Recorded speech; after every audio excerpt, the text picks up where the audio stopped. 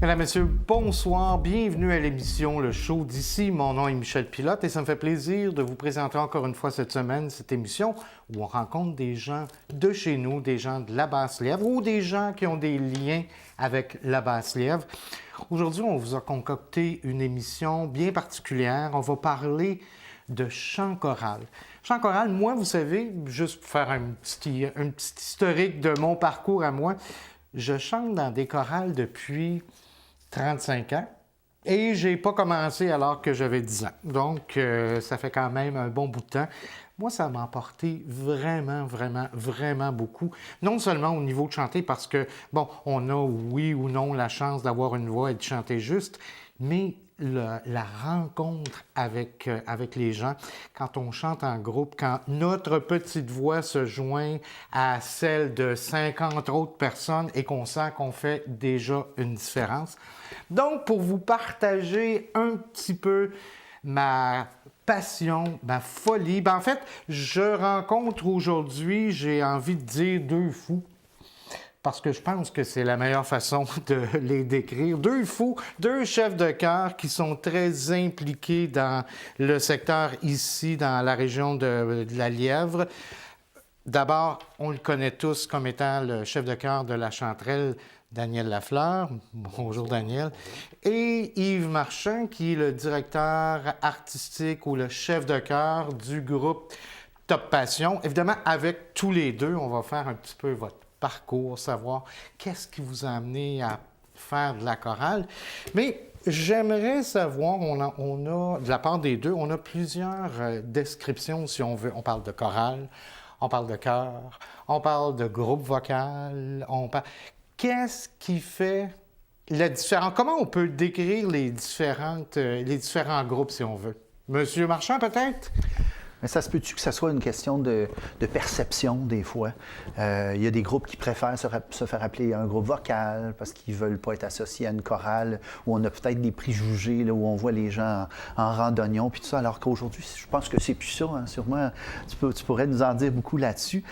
Donc, il y a des gens qui veulent faire ça. En tout cas, ma perception, c'est que c'est un peu une question de goût, de style, ce qu'on veut faire, des groupes vocaux ou des ensembles de genre-là qui veulent faire quelque chose d'un petit peu plus théâtral parfois, comédie musicale même. Dans le cas de ce que je dirige, c'est plus un groupe vocal qu'on s'appelle, mais je pense qu'en bout de ligne, c'est l'essence de ça, c'est d'avoir le plaisir d'avoir plein de personnes qui travaillent ensemble, qui chantent ensemble, qui vivent quelque chose d'extraordinaire puis qui le partagent avec un public. C'est une bonne réponse, ça, M. Lafleur? Oui, parce que, dans le fond, le terme choral ou chœur, ça se ressemble pas mal. Si on parle de chant choral, on va dire chant choral. Si on parle d'œuvres pour chœur et orchestre, on va utiliser plus ces termes-là, tout dépendant de quoi on va parler. Mais que la chorale s'appelle une chorale ou un chœur, c'est à peu près la même chose. Mais là, c'est sûr que quand on parle de groupe vocal, des fois, c'est des ensembles qui sont plus petits. Ou, Traditionnellement, on parle habituellement d'une chorale, on parle de 4 voix, des 4 voix mixtes. Peut-être nous expliquer qu'est-ce que c'est exactement une chorale ou un chœur à 4 voix mixtes? Bien, il y a différents types de chorales ou de chœurs. C'est 4 voix mixtes, c'est qu'il y a des voix d'hommes et des voix de femmes. Puis il y a les voix hautes et les voix basses dans chacune des soit les voix d'hommes ou des voix de femmes.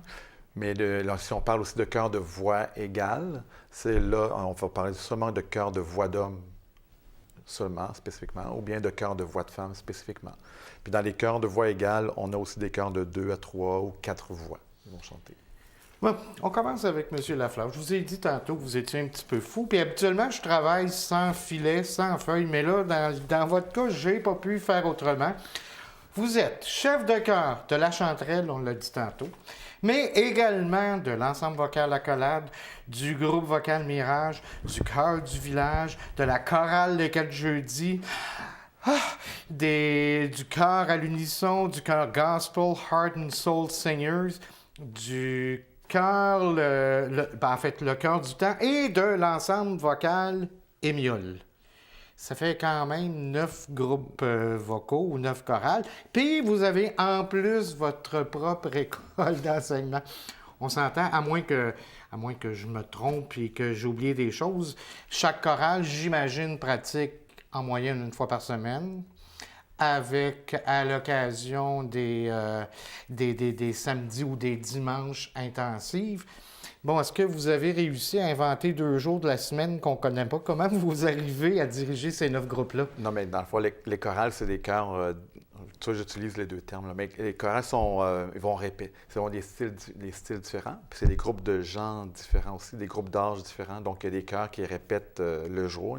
C'est 5 soirs semaine, puis j'en ai 4 aussi en journée, mais c'est du lundi au vendredi. Et puis, parfois, les samedis et les dimanches, là, ça va commencer là, en février, là, des intensives, là, en février, mars, avril. Puis la série de concerts à fin avril jusqu'à la fin mai. Vous l'avez dit, vous l'avez dit tantôt, des groupes, en fait, des styles différents. Comment on fait pour s'adapter à ces réalités-là ou à ces chœurs différents-là? Comment les répertoires se choisissent? Est-ce que c'est vous qui faites le choix pour toutes les chorales? Pour la majorité des chorales, il y a un comité musical. Donc, eux font la recherche de ce qu'ils veulent chanter. Moi, je supervise un peu. Puis là, à la fin, ben là, on définit le programme comme tel. Ils vont présenter leur projet. Mais sinon, chaque chorale ont déjà leur style. Si c'est que du gospel, ça sera que du gospel.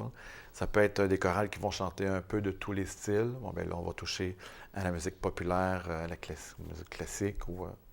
Et puis, il y a les chœurs. C'est les chœurs... J'aime tant que ça, on parle de chœurs de voix égales de femmes. Eux, c'est particulier parce qu'on a plus de difficulté à trouver du répertoire de voix de femmes.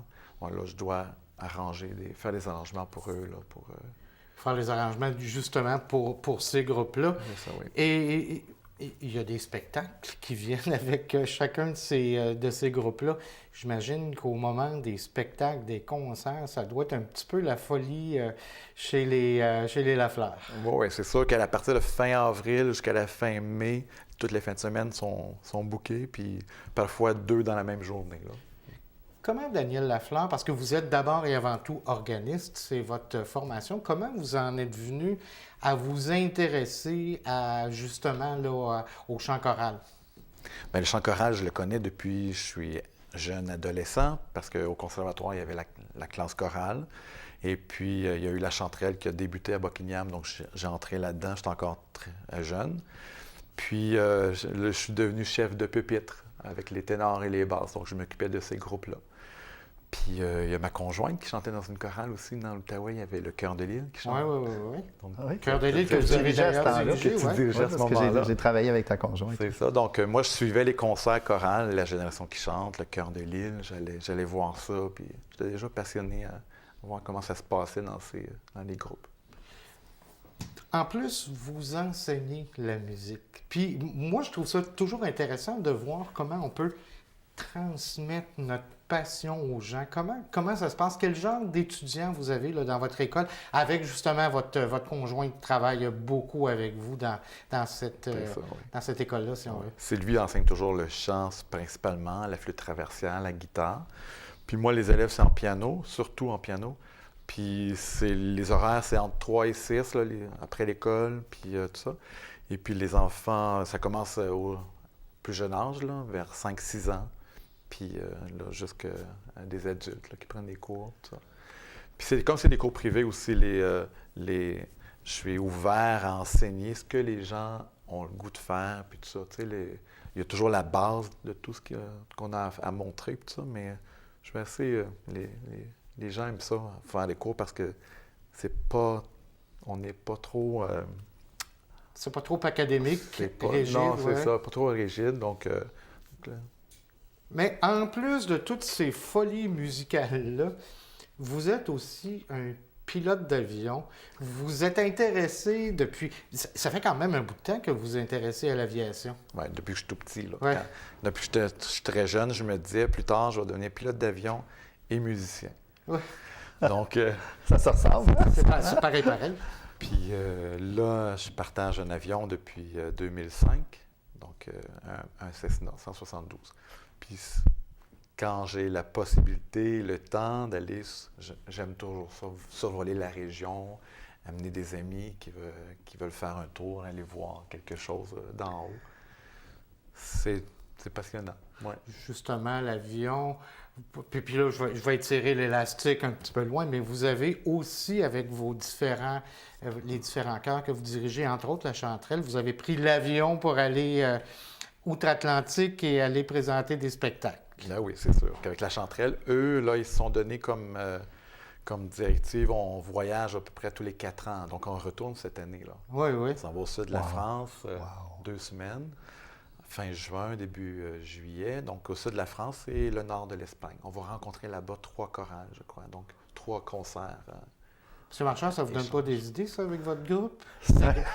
Oui, t'aimerais ça. Je suis un peu intéressé, Ça serait oui. une bonne idée. Justement, on a envie d'aller au nord de l'Espagne cet été. On va se coordonner. Je vais aller vous écouter. Ça serait bien.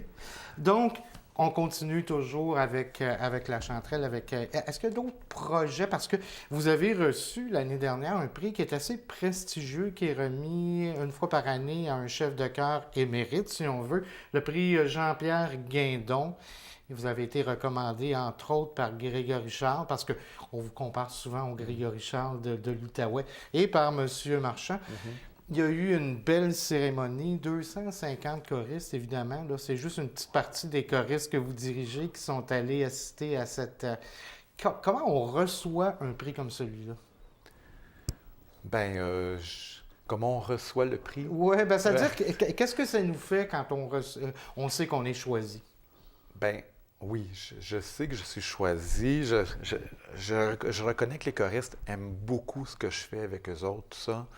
Mais selon moi, c'était pas nécessaire d'avoir le prix comme tel. Je le partage avec tous les choristes, c'est sûr. C'est un prix qui est remis, c'est un hommage, dans le fond, à un chef de chœur du Québec qui est dans la direction chorale depuis au moins 25 ans. Donc, moi, je me disais, OK, bon, ça faisait 28 ans, donc, OK, je le prends, puis... Et je pense qu'il y a aussi des projets de faire un grand spectacle avec vos 9 chorales éventuellement. Est-ce que c'est prévu pour cette année ou un petit peu plus tard dans le temps? C'est pas pour cette année, mais il y a des choses qui s'en viennent. Je peux pas en parler encore, mais c'est sûr que j'aime ça rassembler les choristes pour chanter, soit avec... Là, on a chanté dernièrement avec Claire Pelletier au début décembre. Ici même, là, dans le secteur ici, Buckingham. À Buckingham. Puis les choristes ont beaucoup aimé l'expérience, soit avec Claire Pelletier ou avec d'autres artistes. Là, les choristes aiment beaucoup ces projets-là. Ben écoutez, merci infiniment d'être aussi présent sur la scène là, de la Basse-Lièvre au niveau de la musique. Vous allez même diriger dans le coin de la Chute. On va continuer dans quelques secondes avec M. Marchand, mais je vous invite à rester des nôtres. Très bien.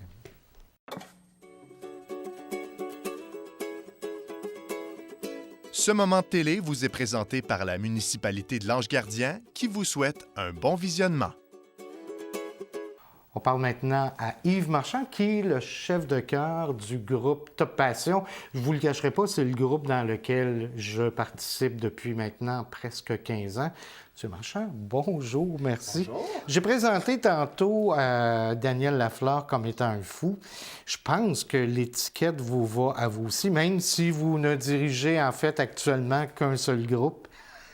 On s'entend bien, je pense, entre fous comme ça. On aime ça. Écoute, on aime ce qu'on fait, d'être passionné, d'avoir la chance de faire ce qu'on aime dans la vie.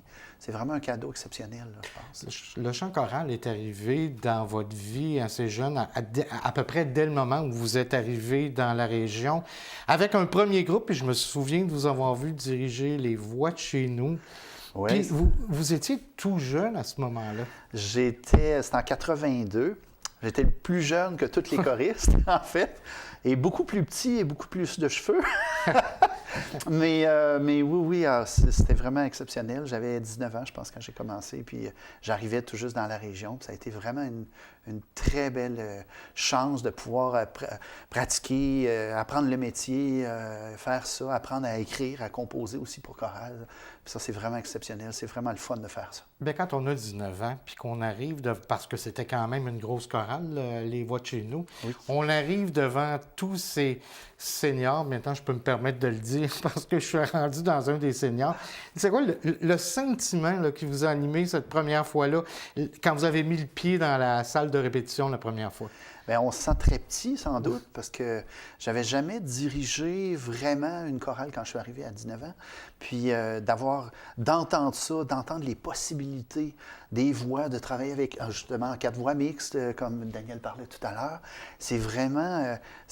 t'es privilégié, parce que c'est toi qui as la meilleure place là, pour entendre. T'es le spectateur qui est le mieux placé, tu es juste en avant.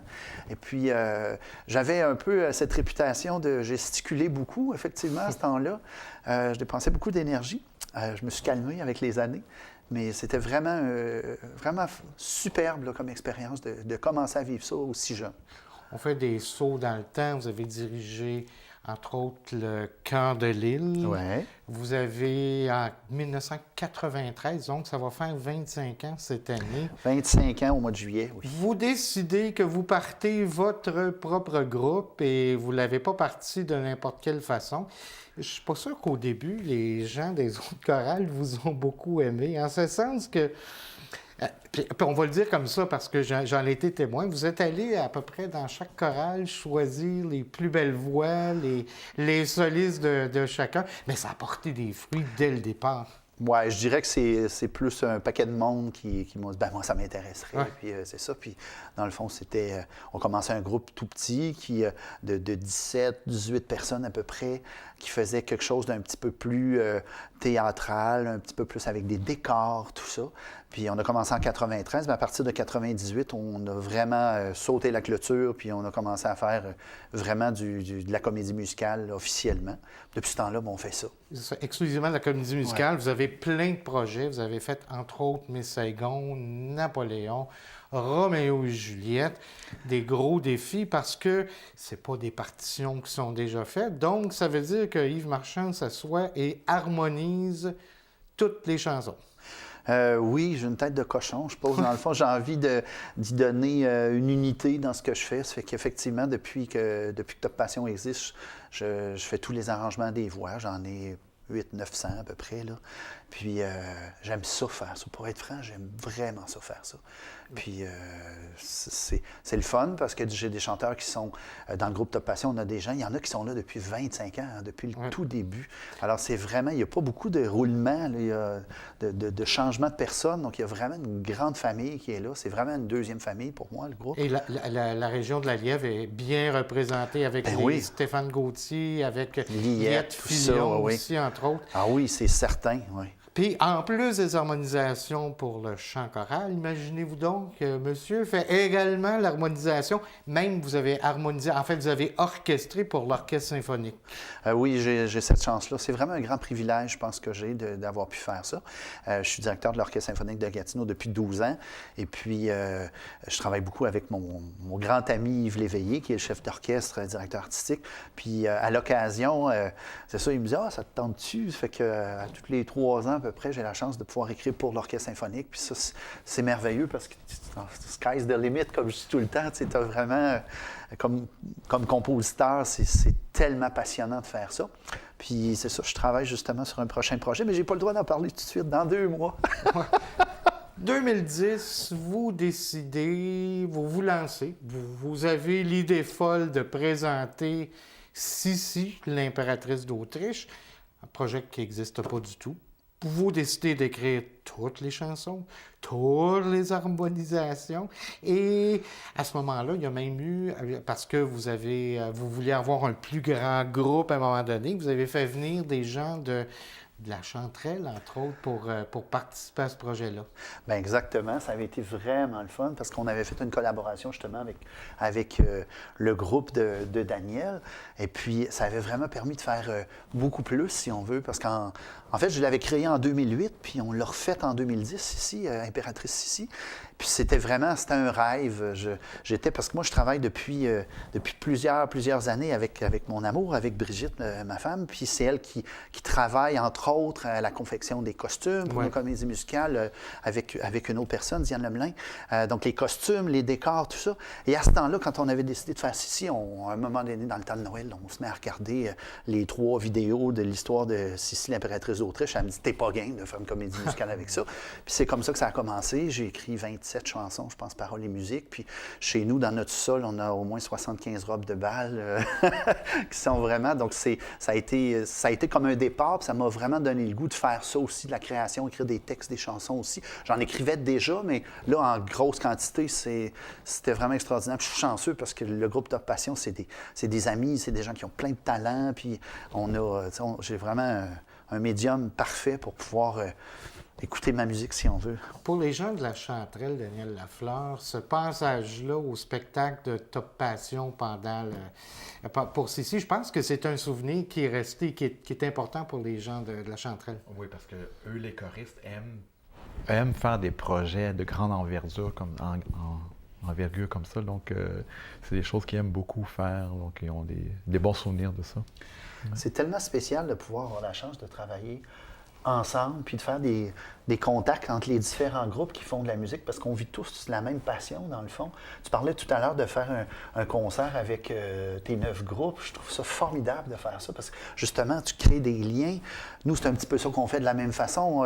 La plupart des spectacles de Top Passion, on travaille avec des danseurs de l'école Annick McConnell, donc depuis plusieurs années. Donc, on a des danseurs de la région qui travaillent avec nous, des musiciens de la région aussi, des enfants parfois. La dernière production, Cléopâtre, on avait des enfants d'une école de la région. Donc, c'est le fun de faire ça. Puis le Cœur de Pomme, tu as raison, effectivement, qui avait participé aussi à cette production-là. Donc, je trouve ça le fun de faire des liens comme ça, puis des connexions, puis on vit des expériences ensemble, là, je pense. En plus de cette passion-là, vous travaillez, et vous l'avez mentionné tantôt avec Brigitte qui s'occupe des costumes depuis les tout débuts.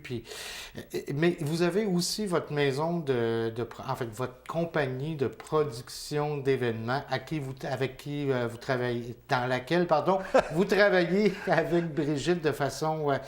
Comment ça se passe au quotidien d'être toujours avec sa conjointe pour travailler? Je suis tellement chanceux, moi, dans le fond. Ça fait 12 ans qu'on a parti la compagnie, les productions Logicène. Puis on fait des événements ensemble, puis les gens rient de moi parce qu'ils me disent « Hey, mon Dieu, vous êtes 24 heures sur 24 ensemble, vous travaillez face à face tout le temps. » C'est vraiment le fun. C'est le fun, on est passionnés, on se complète, puis je ne changerais pas ça pour tout l'art au monde. Ça nous donne une grande liberté, une grande latitude comme couple aussi. Bien, les gens nous connaissent aussi, on est des fous, en fait. Mais on le vit ensemble. Dans le fond, ces folies-là, on le vit ensemble. Quand je travaille jour et nuit, bien, elle travaille jour et nuit avec moi. Alors vous avez beaucoup d'événements que vous organisez, entre autres pour la ville de Gatineau. Comment ces contrats-là sont arrivés? Comment la ville de Gatineau est venue vous chercher? Entre autres, on parle de l'Ordre de Gatineau. Je pense que vous avez organisé dans le passé les cérémonies. Je pense que c'est un mandat que vous allez avoir bientôt aussi. Bien oui, on a la chance de faire beaucoup de mandats pour la ville de Gatineau, effectivement, depuis plusieurs années. Je dirais une bonne dizaine d'années. Autant en diversité culturelle, en patrimoine, on travaille en collaboration avec les communications aussi, services des communications parfois pour certains projets, de la programmation. Je pense que ce qui est peut-être le plus beau souvenir, c'est quand les Jeux de la francophonie canadienne se tenaient à Gatineau en 2014. On avait eu le mandat de faire la cérémonie d'ouverture et de clôture. Ça avait été merveilleux de faire quelque chose comme ça. On avait 340 artistes, 2 orchestres symphoniques, le groupe Top Passion qui chantait, puis plein d'artistes connus, puis d'autres artistes un petit peu moins connus. Mais vraiment, on est chanceux. On fait quelque chose où c'est jamais pareil à tous les jours. On fait un projet, puis quand c'est fini, on passe à d'autres choses, puis on crée, on rêve. Puis je pense que c'est ça la vraie vie, c'est ça le bonheur. Vous avez aussi, comme directeur musical, vous avez eu la chance de rencontrer des artistes assez importants. Vous avez chanté, vous avez orchestré pour des artistes, en fait, mondiaux, parce que vous avez même le groupe Top Passion Ça, c'était avant mon temps. Vous avez même accompagné Céline Dion au moment où elle est venue à la Maison de la Culture. J'imagine que c'est une expérience qui est hors du commun de rencontrer Céline. Ah non, c'est certain, c'est le fun, mais je pense que tous ces artistes-là, tous ces gens-là, ils ont la même passion que nous autres, ils vivent la même chose que nous, dans le fond. Ça impressionne ma mère, m'apporte de ça. Dans le fond, c'est des gens, des vrais gens du monde proche, puis tout ce qu'on fait ensemble, on le fait ensemble, puis on crée des choses ensemble, puis que ce soit des gens qui sont très connus, sont aussi proches de nous, proches des gens, puis c'est merveilleux. L'Orchestre symphonique, vous l'avez mentionné tantôt, vous êtes le directeur artistique. Général, en fait. Oui, directeur général. Ça, c'est l'autre. Oui, exactement. Donc, le directeur général. De plus en plus, l'Orchestre symphonique commence à faire sa marque, là, non seulement dans la région, mais un petit peu partout. On entend de plus en plus parler de notre orchestre. Oui, je suis content d'ailleurs. Quand on a parti l'Orchestre symphonique de Gatineau, c'était un rêve de mon grand ami Yves Léveillé. Il m'a dit, on va faire ça ensemble. Puis on était, lui et moi, puis une autre personne aussi, là, André Bachand, à cette époque-là. Puis on était trois fous qui voulaient partir en orchestre symphonique, puis on y croyait. Puis Yves est un autre fou, un autre grand passionné. Et puis, on est chanceux de pouvoir faire ça. C'est le fun, ça va bien, les choses vont bien. Les gens viennent, à peu près tous nos concerts sont à guichet fermé depuis plusieurs années. On fait des supplémentaires, ça fait que c'est extraordinaire. On fait travailler des musiciens de la région, puis ça, c'est le fun. Messieurs, merci infiniment d'être venus nous rencontrer. C'est très agréable là, de partager votre passion, vos passions. Juste avant l'émission, vous jasiez puis vous êtes découvert des points communs que vous ne connaissiez même pas, même si ça fait quand même un bout de temps que vous vous êtes rencontrés. Je vais vous souhaiter à tous les deux bonne chance. Merci d'être venus nous rencontrer. Des beaux projets. Alors, c'est ce qui complète notre émission pour aujourd'hui. Je vous invite à être des nôtres la semaine prochaine pour une autre édition de l'émission Le Show d'ici. Merci.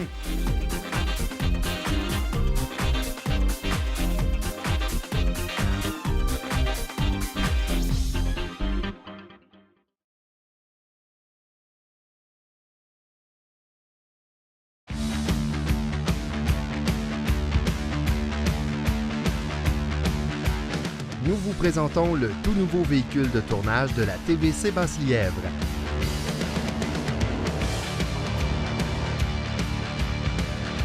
Grâce à celui-ci, nous serons partout dans la région pour couvrir les événements d'ici. TVC Basse-Lièvre, propulsé par Desjardins, Caisse du Cœur des Vallées. Ça va bien? Ici, on travaille en français. Moi, je travaille en français. Moi, je travaille en français. Moi, je travaille en français. Moi. Moi. Moi. Moi. Moi. Moi. Moi. Moi. Moi. Moi. Moi, je travaille en français. Moi, je travaille en français. Moi, Je travaille en français. Moi, je travaille En français. Moi, je travaille en français.